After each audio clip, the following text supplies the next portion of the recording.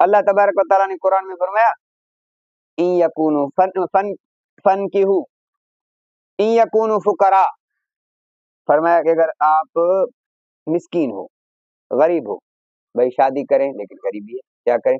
فرمایا آپ نکاح کرو، انکحوا الیام منکم والصالحین، غیر شادی شدہ اکیلوں کی بھی شادی کرواؤ، غلاموں کی بھی جو غلام ہیں ان کی بھی شادیاں کرواؤ۔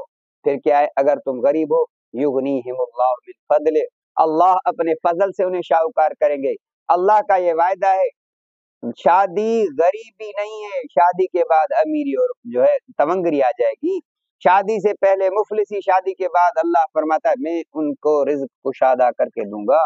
رسول اللہ صلی اللہ علیہ وسلم نے فرمایا ثلاثۃ حق علی اللہ اولهم المکاتب الذی یرید الرضا، تین شخص ایسے ہیں جن پر اللہ نے مدد کرنے کا اپنے اوپر لازم کر دیا ہے، جن میں سے ایک مکاتب الذی یرید الرضا، ایک غلام ہے جو اپنی آزادی کے لیے مالک سے طے کرتا ہے اتنے پیسے میں آپ کو جمع کر کے دوں گا، مجھے آزاد کرو، وہ محنت مزدوری کرتا ہے، اللہ اس کی مدد کرے گا۔ دوسرا الناکح الذی یرید العفاف، ایک نکاح کرنے والا جو پاک دامنی چاہتا ہے کہ مجھ سے گناہ ہو جائے گا اسی لیے میں نکاح کرتا ہوں، اس کی مدد بھی اللہ اپنے اوپر لازم فرما دیتے ہیں۔